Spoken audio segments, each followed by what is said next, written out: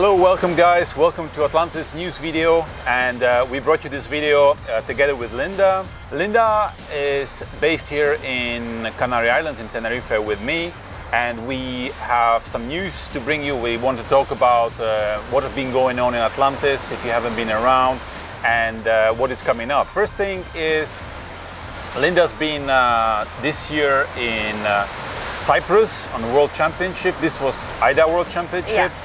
So Linda was there and she was in charge basically doing safety for all the deep divers, and managed also to squeeze in a dive for herself.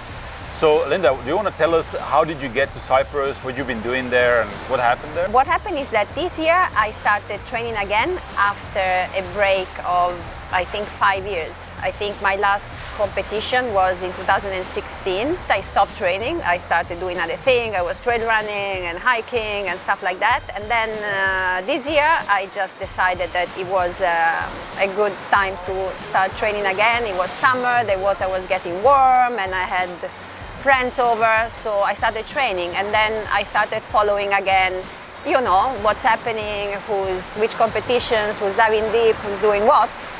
And then I saw that they were looking for safety divers for the World Championship in Cyprus that was happening in September, and I just decided to sign up. And I got chosen, and there I went. And it was a long event. It was like 8 days. 9 days of diving, of competition days, and then the last day was going to be a very short day, and chances were that they had to organize a competition for one guy that arrived late.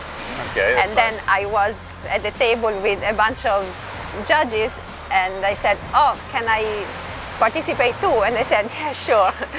And so I happened to squeeze in a dive for myself, which was actually really cool. I'm really happy it happened. It was hard because after 8 days of, you know, being in the water from 6 in the morning until 2 in the afternoon, everybody was really tired, yes, very little sleep. We were exhausted, and then the last day I was the last person of the competition. So yeah, it was hard, but it was really cool. It was a bit of a reward after all the training you've done here already.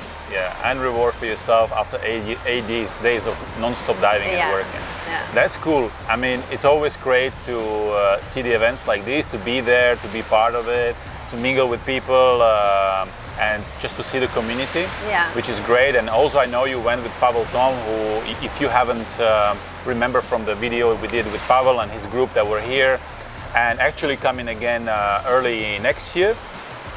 We had other events going on in Atlantis Freediving, and meanwhile Linda was competing and safety diving in Cyprus. Myself, I went with the group from Atlantis Freediving for 2 weeks sailing and freediving in Greece, which was amazing. We already had the second year doing this this year, and we are planning to do it again next year. So we already have dates. If you want to look it up, have a look at the dates right here.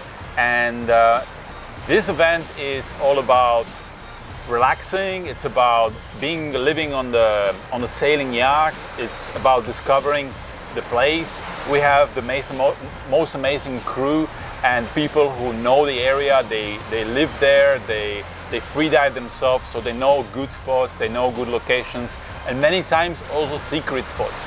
And a lot of times we look around for new areas, exploration dives, which a lot of times could be caves, underwater caves, or just swim-in caves. So a lot of times you don't know what you're about to do, which is great fun to do, and obviously with all the safety measures. And so we've been diving freshwater caves, we've been diving wrecks, we've been diving underwater caves in the sea, and obviously sailing as well, and checking out the local cuisine, and basically living the 1 or 2 weeks on the yacht, which was pretty awesome in the summer. So next year, guys, if you are interested in training hard and learning new things, we have also an event coming up in April. Is that right, Linda? Yes. We want to organize a workshop with Goran Cholak, which, if you guys don't know, is a very experienced freediver. He had, I don't know how many world records, both in pool and in the open water for depth. He's been freediving for probably more than 15 years, has a lot of experience, is coaching people, a lot of people, and we want to bring him here to teach us how to train for freediving. And I think that this should interest a lot of people, because what happened many times, we have people, they come, they do a course, they go home, and that's it. Now if they want to keep training, they just keep doing what the couple of things that they learn in a course, and they don't really know how to develop from there. So then they will wait until 6 months later, they can come back again, and then they do some training, and then they go home, and again, they don't really know what to do. So he's the perfect person that can actually teach people of different levels. So there can be intermediate freedivers, or it can be very experienced freedivers, how to train with the tools that you have in the place where you live. So maybe you have access to the pool, maybe you have access to a quarry or to a lake, maybe none of that, maybe you just have access to a gym. And so depending on which tool you have, you can put together a very effective training plan for yourself in order to improve your breath hold ability and your physical fitness in order to be able to function while you're holding your breath. Yeah, perfect. So yeah, if you want to not only meet a world record freediver, but also spend some time with him and learn from him how to get better at freediving at any level. Yeah, and we're also going to be diving a lot, yeah? We're going to have at least one pool day, and then we're going to have 2 open water days. So there's also going to be diving, not only... So it will be 3-day workshop? 3 days, yes. Fantastic. Yeah, perfect. That's great. So this will be happening in April. The dates again are below, and you can check all the details all on our social media, on website as well. And yeah, get in touch if this is something you would be interested in. Another event that we are planning for next year, and we already done it a couple of years ago before COVID crisis, it would be a Dahab trip. So if you don't know why Dahab, Dahab is considered Mecca of freediving. This is where a lot of people have discovered freediving and became not only maybe professionals, but world record holders or national record holders. And it's a place where it's a small place, it's a small village in the Sinai Peninsula. And basically you have access to Blue Hole, which is around 92 meter deep sinkhole. And it's available right from the shore, so it's a shore dive. And there's so many different dive sites for freediving, for snorkeling that are around this area in Dahab, including Ras Mohammed National Park. So we go there and we make a week out of it, and we discover all these locations, the secret spots, the best snorkeling sites, best freediving sites. You get to do training as well. And it's very similar to Greece trip, but you are not on the boat, but you are training, you are discovering, exploring, and it's different culture as well. So you lived in Dahab, Linda, yourself for, what is it? Almost 15 years. 15 years almost. Yeah. So tell us a little bit about Dahab from your own experience. Well, Dahab is a really small place, like you said. It's really remote, it's really simple. You can only have a very simple lifestyle there. And there's not that much to do other than freediving.